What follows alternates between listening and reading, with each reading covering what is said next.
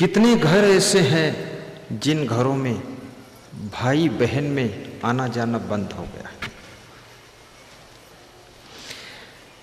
उन आदतों को छोड़ दो जिनसे रिश्ते बिगड़ते हैं, उन बातों को बंद करो जिनसे संबंध टूटते हैं, उन स्वभावों को बदल दो जिनसे दूरियां बढ़ती हैं, उस चरित्र को चेंज कर दो जिनसे मिठास खत्म होती है, और उस व्यवहार को बदल लो जिस व्यवहार से आपके घर में मनमुटाव बढ़ता है, तनाव बढ़ता है, जिस आपके कार्य और क्रियाकलाप से परस्पर का प्रेम कम होता है, उस क्रियाकलाप को बंद कीजिए और परस्पर प्रेम की गंगा बहा दीजिए। आपके घर में न धन की कमी रहेगी, न शांति की कमी रहेगी, आप बहुत सुखी रहोगे।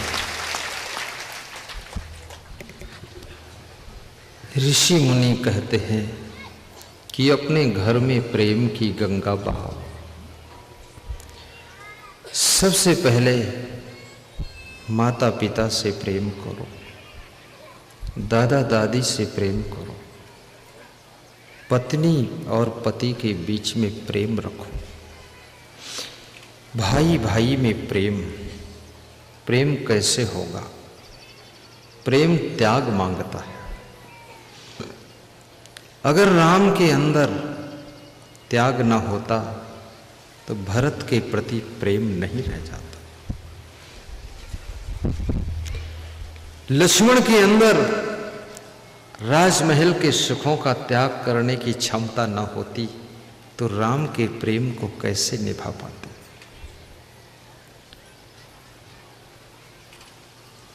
अयोध्या की सुख सुविधाओं को त्याग करने की सामर्थ्य यदि सीता में न होती तो राम के साथ साथ वनवास में जाकर कैसे प्रेम निभाती? प्रेम त्याग मांगता है। जिनके पास में अपना सुख त्याग करने की क्षमता है, जो अपनी सुविधा को त्याग सकते हैं, वही प्रेम को निभा सकते हैं। मैं यहां 23 तारीख की रात में 10:30 बजे, 11:45 बजे रात को आया था। मेरे प्रेम को निभाने के लिए खुलरी ग्रामवासियों ने अपनी नींद का त्याग किया, आराम का त्याग किया, और 12 बजे रात तक हमारे साथ साथ शोभा यात्रा गांव में करते रहे। आराम का त्याग किया, नींद का त्याग किया, तब मेरा प्रेम वो निभा पाए। बिना त्याग के प्रेम नहीं निभता है। और याद रखना, जहां प्रेम होता है उसके लिए त्याग भी कठिन नहीं होता है, बहुत सरल हो जाता है। पोथी पढ़ी पढ़ी जग मुआ, पंडित हुआ न कोय, 2.5 अक्षर प्रेम का पढ़े सो पंडित होए। ईर्षु घृणी न संतुष्टा, क्रोधनो नित्य संकिता। ईर्ष्या करने वाला, घृणा करने वाला, कभी संतुष्ट न होने वाला, बहुत क्रोध करने वाला,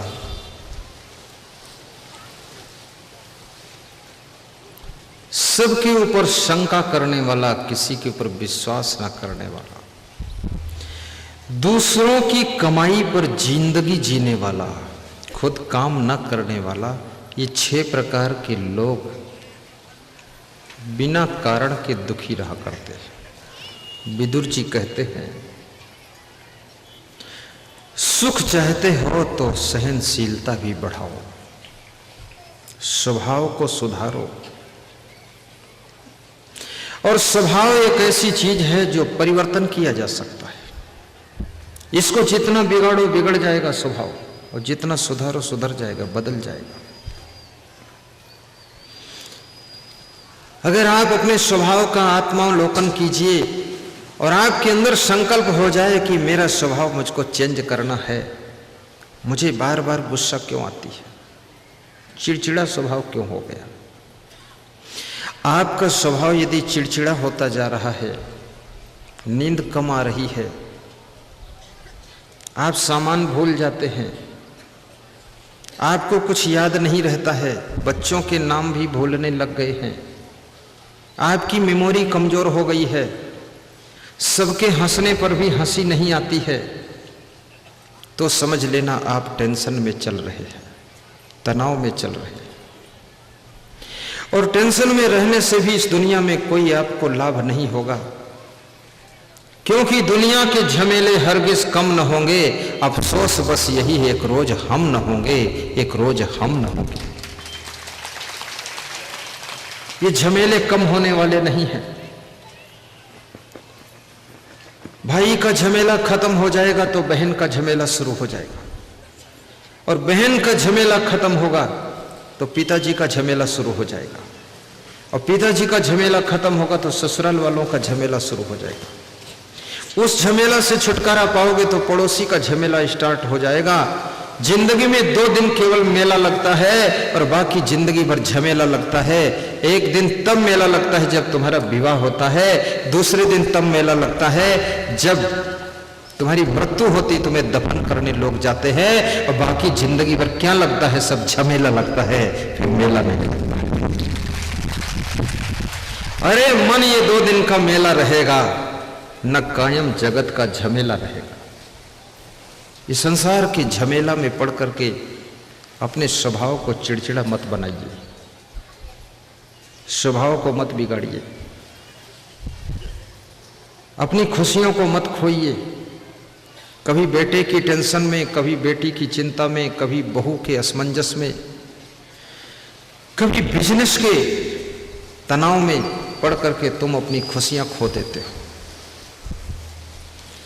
हानि लाभ तो संसार में होता ही है, थोड़ा सहने की सामर्थ्य भी पैदा करो।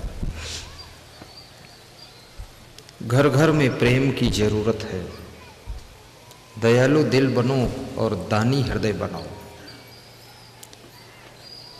मंदिर निर्माण के लिए भी दान करो, आश्रम बनाने के लिए दान करो, सत्संग समागम के लिए भी दान करो, तन से मन से धन से सेवा करो। संत कबीर कहते हैं कि संसार में मैंने देखा है तो लोगों को दुखी देखा है। तीसरा दुख कौन है? हानिजन्य दुख। कभी कभी मनुष्य के जीवन में कुछ हानि हो जाती है, बिजनेस में नुकसान, फसल में नुकसान, चोरों के द्वारा नुकसान, बेईमानों के द्वारा नुकसान। उस हानि होने पर दुख होता है। ये दुख क्यों होता है? ये लोभ के कारण होता है। यदि लोभ को हटा दो तो हानि भी तुमको घायल नहीं कर पाएगी। फिर सोच लो, जो मेरा था मेरे पास बचा है, जो मेरा नहीं था वो चला गया है। ऐसा विचार करो। हानिजन्य दुख से भी अपने को बचाओ। मैंने सुना है एक सेठ द्वार पर बैठा हुआ रो रहा था। कोई महात्मा जाते हैं, सेठ से पूछते हैं क्यों रो रहे हो? सेठ ने कहा कि 5 लाख का घाटा हो गया है, तुम पूछ रहे क्यों रो रहे हो? 5 लाख का नुकसान। कोई 500 रुपये का नुकसान होता तो रोने की कोई बात नहीं थी, 5-5 लाख का घाटा हुआ है। अंदर सेठानी देसी घी में हलवा तल रही है। संत को बैठा हुआ देख करके कटोरी में हलवा ला करके संत को देती है, कहती महाराज भोग लगाओ। तो संत ने कहा अपने पति को भी तो खिलाओ। बोले इनके खाने का वक्त नहीं, इनके रोने का वक्त है। तो संत ने आश्चर्य से पूछा, घर में कोई दुख है तो पत्नी को भी होना चाहिए, पति को भी होना चाहिए। तो उस स्त्री ने कहा महाराज दुख तो एक ही है, लेकिन सोचने का ढंग इनका अलग है, मेरा अलग है। बिजनेस चल रहा था, उसमें 10 लाख का प्रॉफिट होना था, जिसमें 5 लाख का प्रॉफिट हुआ है। उस 5 लाख के प्रॉफिट की खुशी में मैं देसी घी में हलवा तल रही हूं। आज पूरे गांव में हलवा बांटूंगी क्योंकि 5 लाख का प्रॉफिट हुआ है। और ये सेठ जी कह रहे हैं कि 10 लाख का प्रॉफिट होना चाहिए था, तो 5 लाख का ही प्रॉफिट हुआ है, इसका मतलब 5 लाख का घाटा हो गया है, इसलिए बैठकर ये रो रहे हैं और मैं देसी घी में हलवा तलकर बांट रही हूं। सेठानी कहती है प्रॉफिट तो प्रॉफिट है, लाभ तो लाभ है, अगर 5 रुपए का लाभ हो तो भी लाभ है, खुश होना चाहिए। लेकिन सेठ जी कहते 10 लाख का लाभ होना चाहिए था, 5 लाख का लाभ हुआ है, तो इसमें 5 लाख का समझो घाटा हो गया है, इसलिए अनुमान में 5 लाख कम लाभ होने से ही रो रहे हैं और मैं 5 लाख का लाभ होने से खुशियां मना रही हूं। ये देखने की नजर सबकी अलग अलग है। जिंदगी को अगर प्लस की ओर से देखना आ जाए, सकारात्मक देखना आ जाए, तो जिंदगी में सुख ही सुख दिखाई देगा, और जिंदगी को निगेटिव देखोगे तो जिंदगी में सब दुख ही दुख दिखाई देगा।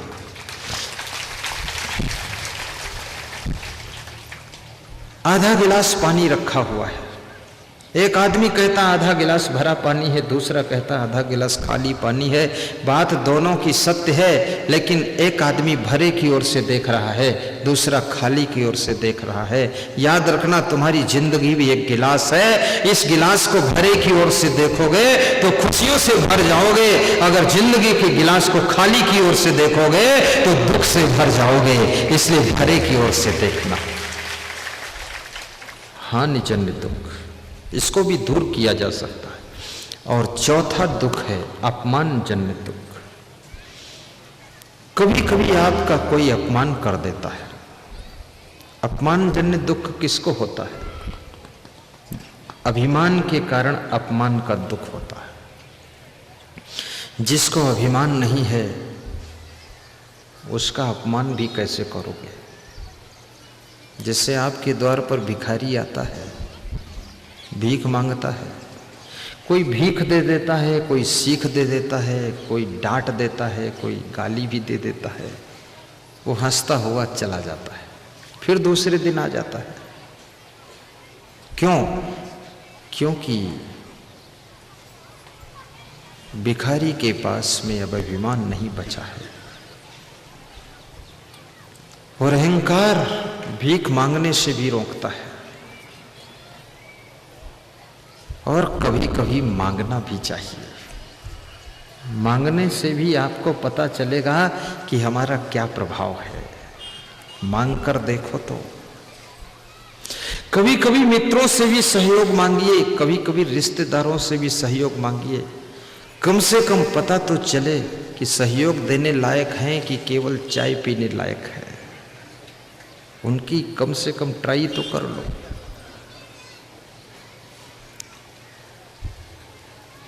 दुनिया में दूध पीने वाले दोस्त ज्यादा हैं, खून देने वाले दोस्त बहुत कम हैं। आपने नाम सुना होगा लैला मजनू का। बस लैला मजनू का नाम सुना है कि नहीं? लैला एक लड़की थी, मजनू एक लड़का था। तो मजनू को पकड़ करके लैला के पिता ने लाठियों से पिटाई किया और पिटाई करके छोड़ दिया। तो मजनू गलियों में चिल्लाता हुआ घूमता रहता था, लैला लैला लैला, पागल जैसा। और लैला को नजरबंद कर दिया, कमरे में बंद कर दिया। तो लैला ने कहा, पिताजी मजनू से कभी मत मिलना तो कोई चिंता नहीं, लेकिन उसके खाने का प्रबंध कर दो अन्यथा मर जाएगा। तो एक होटल में होटल मालिक से जाकर के कह दिया, अगर मजनू इधर निकले तो बुलाकर दूध पिला देना, और शाम को आकर मैं पेमेंट कर दूंगा। शाम को जब लैला का पिता पेमेंट करने के लिए गया तो हैरत में पड़ गया, क्योंकि वहां 1000 मजनुओं ने दूध पिया था। 1000 मजनुओं के दूध पीने का पेमेंट करना पड़ा। पिता वापस लौट करके आया और लैला से पूछा, बेटी तेरा एक मजनू है कि 1000 मजनू है? लैला ने कहा, मेरा तो एक ही मजनू है। तो बोले, 1000 मजनुओं ने दूध पिया है, पेमेंट करके आया हूं 10,000 रुपये। कैसे पहचान किया जाए कौन असली मजनू है कौन नकली मजनू? दूध पीने वाले मजनू इकट्ठे हो गए। लैला ने कहा, पिताजी जो दूध पीने आते उनका फोटो खींच लो और कह दो कि लैला बहुत बीमार है, एक एक बोतल खून की जरूरत है, तो जो मजनू दूध पिए उसका एक बोतल खून निकाल लिया जाए, तब देखो कितने मजनू रुकते हैं। अगले दिन जब खून देने की बात आई तो सारे मजनू भाग गए, एक भी मजनू नहीं बचा। तब असली मजनू ने सुना कि लैला बीमार है, खून की जरूरत है, वो भागता हुआ आया। उसने कहा पूरा खून निकाल लो, मैं देने को तैयार हूं। उसका फोटो ले लिया गया, कहा ये असली मजनू, केवल इसको दूध पिलाना चाहिए। इस दुनिया में दूध पीने वाले मजनू बहुत हैं, खून देने वाले मजनू बहुत कम हैं। याद रखना भाइयों, दूध पीने वाले दोस्त मत बनो, खून देने वाले भी दोस्त बनो। मित्रता ऐसी हो जैसे कृष्ण और सुदामा में थी मित्रता। आपका मित्र गरीब हो लेकिन फिर भी आपके दिल के करीब हो। मित्रता गरीबी और अमीरी के असंतुलन को नहीं देखती है। प्रेम में और गरीबी और अमीरी का बंधन नहीं रहता है।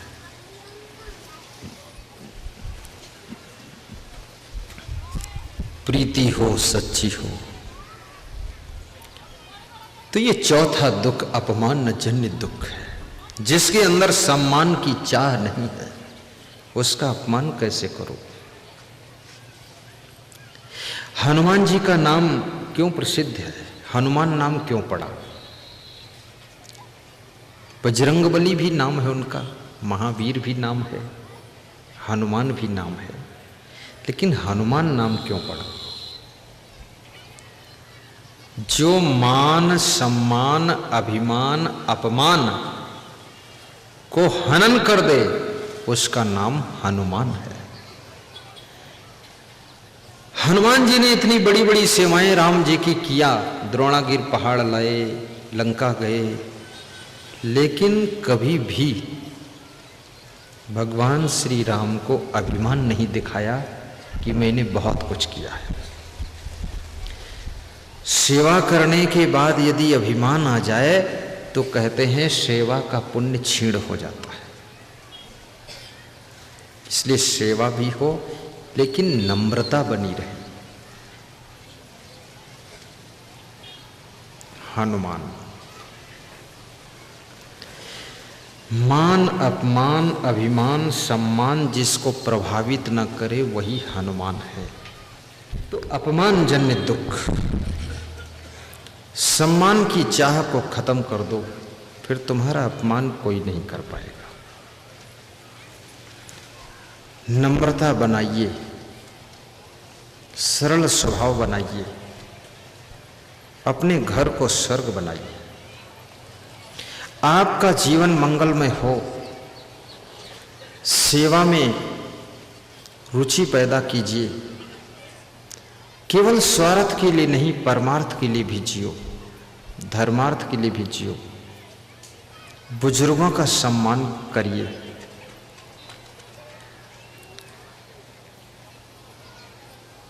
जीवन भर संसार में सीखते रहिए।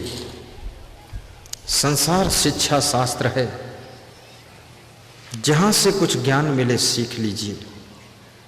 घर में गम भी खाइए, चिड़चिड़ा स्वभाव मत बनाइए। अकेले बैठ करके भी हंसिए, मुस्कराइए। कभी कभी बिस्तर पर लेटे लेटे हंसते रहिए। जब तक जागो मुस्कान चेहरे पर बनी रहे। ये दुखी चेहरा, रोता हुआ चेहरा मत बनाइए। मेहनत भी कीजिए, आलस्य को दूर कीजिए। मधुमक्खियों से सीखिए कैसे परिश्रम करना चाहिए, चींटियों से सीखिए कैसे मेहनत करना चाहिए।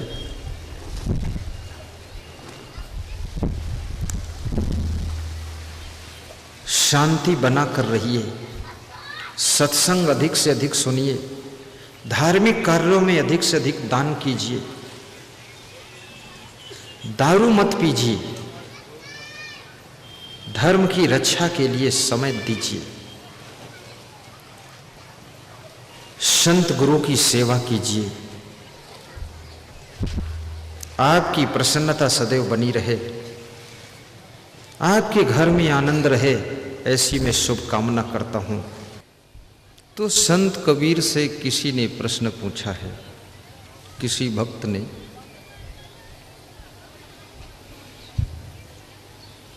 कि संसार में जीवन कैसे जीना चाहिए, जीवन में क्या क्या सावधानी रखना चाहिए जिससे जीवन सुखी हो सके।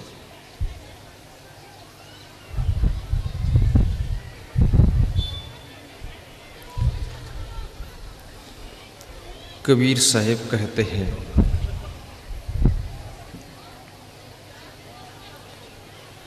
पांच बातें जीवन में सदैव याद रखना चाहिए। कौन कौन पांच बातें हैं अभी थोड़ी देर में बताऊंगा मैं। दूसरा प्रश्न है,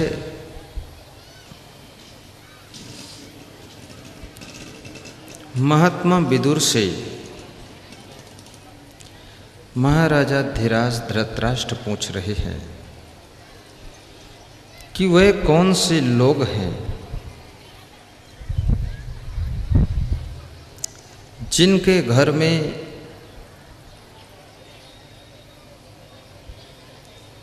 शांति और लक्ष्मी का निवास सदैव रहता है, उनके क्या लक्षण होते हैं।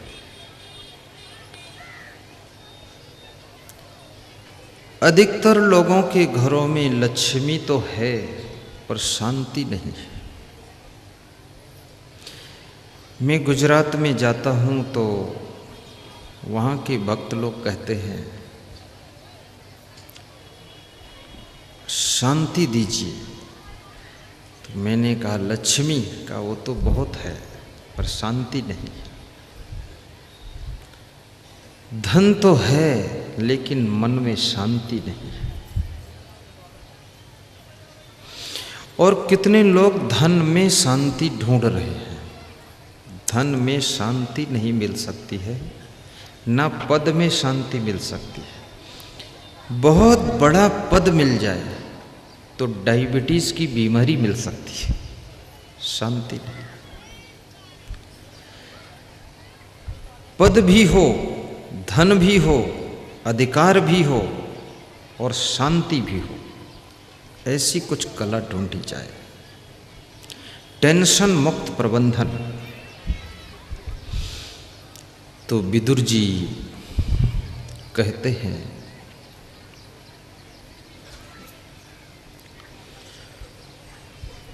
उद्योगम संयमो दाक्ष्यम अप्रमादो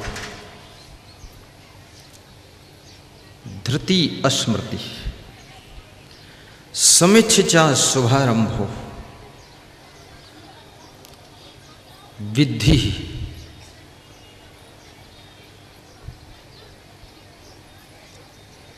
एतत् भव। विदुर जी कहते हैं कि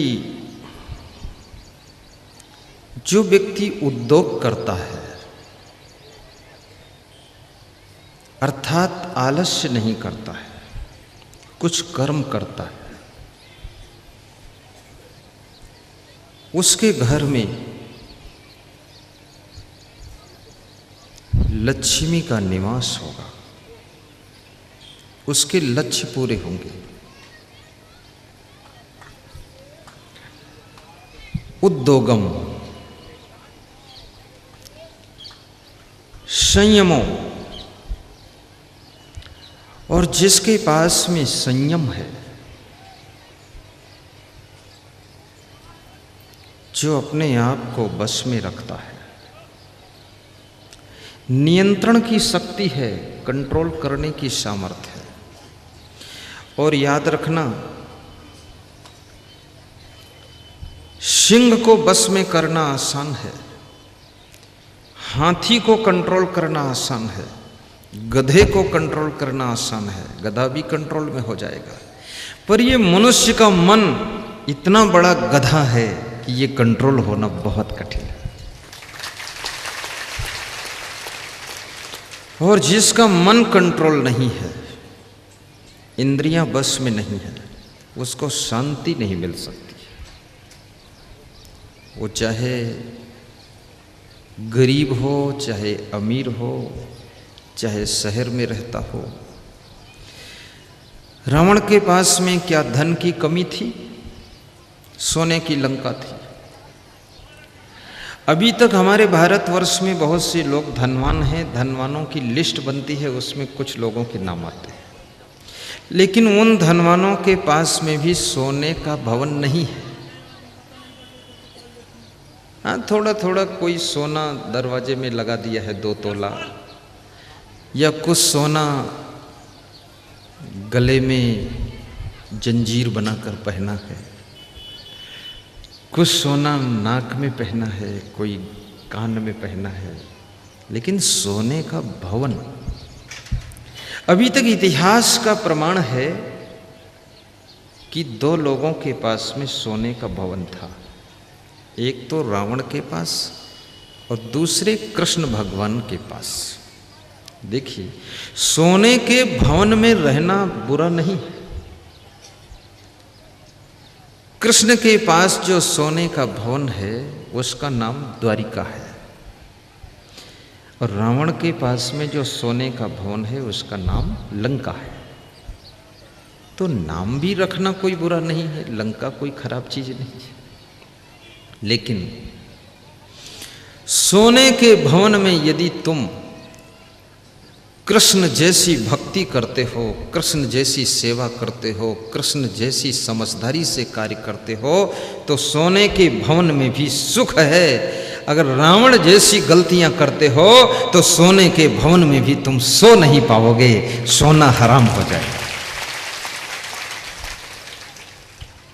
इसलिए कहते हैं कि जिसके घर में सोना ज़्यादा बढ़ता है तो घर वालों का सोना घट जाता है, वो सो नहीं पाते, नींद नहीं आती है। कृष्ण जैसी भक्ति करो। कृष्ण में क्या गुण था? निरपेक्षम मुनिम शांतम निर्वैरम समदर्शनम अनुव्रज्जा मेहम नित्यम पूयते घृणभि।